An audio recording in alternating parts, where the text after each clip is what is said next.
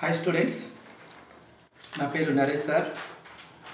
Congratulations to all students, all candidates who qualified 2018 police constable exam. అందరికీ నా శుభాకాంక్షలు. మెయిన్స్కి పర్ఫెక్ట్గా పకడ్బందీగా చదవండి. దాదాపు ఇప్పుడు మనకు క్వాలిఫై అయిన పిల్లలలో కొన్ని వేల మందికి, కొన్ని వందల మందికి, కొన్ని వేల మందికి 100కు పైగా, 90కి పైగా, 80కి పైగా రావడం జరిగింది.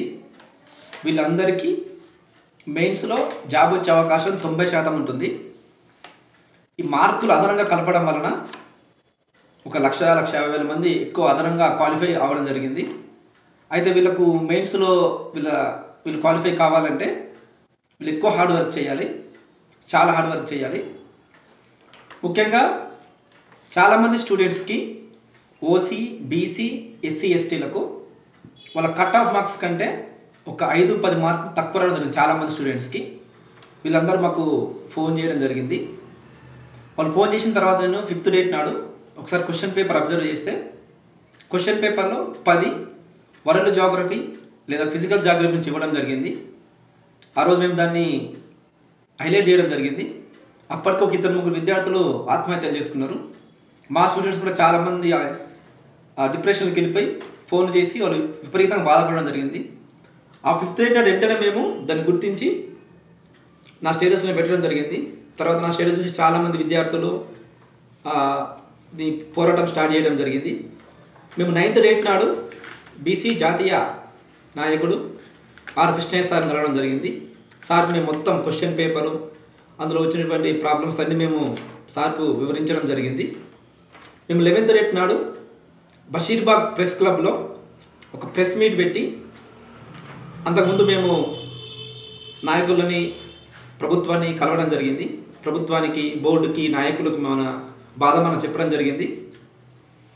11th డేట్ నాడు జరిగిన మీటింగ్ మొత్తం మన యూట్యూబ్ ఛానల్లో మన వీడియోస్ అని పెట్టినాం. బట్ అందరూ ఒకసారి చూడండి. మన YouTube channel name HCU Naresh sir. అందరూ ఆ ఛానల్ చూడండి. తర్వాత వరల్డ్ జాగ్రఫీలో ఖచ్చితంగా మార్క్స్ యాడ్ అవుతాయని బలంగా నమ్మి పోరాడిన వ్యక్తులలో, ముఖ్యమైన వ్యక్తులలో నేను ముందు వరుసలో ఉంటా. ఎందుకంటే నేను ఉస్మానియా యూనివర్సిటీలో MSc జాగ్రఫీ చేసిన, JRF UGC నెట్ క్వాలిఫైడ్ నేను. ఆయన ఇప్పుడు ప్రజెంట్ నేను PhD చేస్తున్నా. తర్వాత చాలామంది విద్యార్థులు నా వెన్ను నిలబడినారు, చాలా పోరాటం చేసారు. బోర్డు చరిత్రలోనే 13 మార్కులు కలపడం అనేది జరగలేదు. అది కల్పించిన అటువంటి క్రెడిట్ మనకే వస్తుంది. సో మొత్తానికి అయితే చాలామంది ఏమన్నారంటే ఇది వరల్డ్ జాగ్రఫీ, ఫిజికల్ జాగ్రఫీ, దీన్ని కరెంట్ అఫైర్స్గా కింద అడుగుతారు, లేకపోతే జీకే కింద అడుగుతారని చెప్పారు. నేను అప్పుడొక్కడే బలంగా చెప్పిన అది కాదు. కరెంట్ అఫైర్స్ జీకేలో అడిగే విధానం వేరే ఉంటుంది, జాగ్రఫీలో అడిగే విధానం వేరే ఉంటుంది. మనం ఆ రోజు ప్రెస్ క్లబ్లో కూడా చెప్పడం జరిగింది, మనం ప్రూవ్ చేస్తామని. అది ప్రూవ్ చేసిన సరైన ఆధారాలు కూడా సేకరించి పెట్టిన ప్రభుత్వము, బోర్డు మన యొక్క రిక్వెస్ట్ వాళ్ళు కన్సిడర్ చేసి ఈరోజు లక్షల మంది విద్యార్థుల్ని వాళ్ళు చేయడం జరిగింది. ఈ మొత్తం పోరాటంలో ముఖ్యంగా పాల్గొన్న స్టూడెంట్స్ నాతో పాటు కృష్ణ, చందు, గిరీష్, సాయి రాఘవ, చారి, సాయి, శ్రీలత, సులోచన. ఇందులో చాలామంది పిల్లలు క్వాలిఫై అయ్యారు, కొద్దిమంది పిల్లలు క్వాలిఫై కాలేదు. కానీ మనందరి కోసం వీళ్ళు చాలా కొట్లాడారు. వాళ్ళ వెనుకున్నటువంటి నేను కూడా చాలా పోరాటం చేయడం జరిగింది. సో మొదట దాదాపు 13% క్వాలిఫై అయిన విద్యార్థులు ప్రిలిమ్స్లో, ఫైనల్కి వచ్చేసరికి దాదాపు 50% మంది క్వాలిఫై అయ్యారు స్టూడెంట్స్. అయితే ప్రిలిమ్స్ క్వాలిఫై కాగానే మనకు అంత అయిపోయినట్టు కాదు, అసలు రియల్ ఫైట్ మెయిన్స్లో ఉంటుంది. మనం మెయిన్స్లో క్వాలిఫై కావాలంటే చాలా హార్డ్ వర్క్ చేయాలి, చాలా స్మార్ట్ వర్క్ చేయాలి.